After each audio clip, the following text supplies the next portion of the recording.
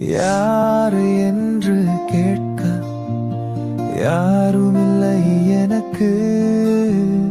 அன்பை பொழியும் கைகள் எங்கே இருக்கு? யாரு என்று கேட்க யாருமில்லை எனக்கு. அன்பை பொழியும் கைகள் எங்கே இருக்கு?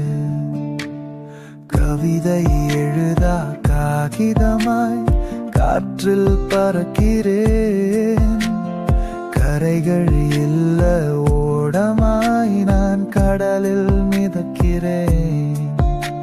சிறகை இழந்த பறவையாய் வானில் பறக்கிறேன்.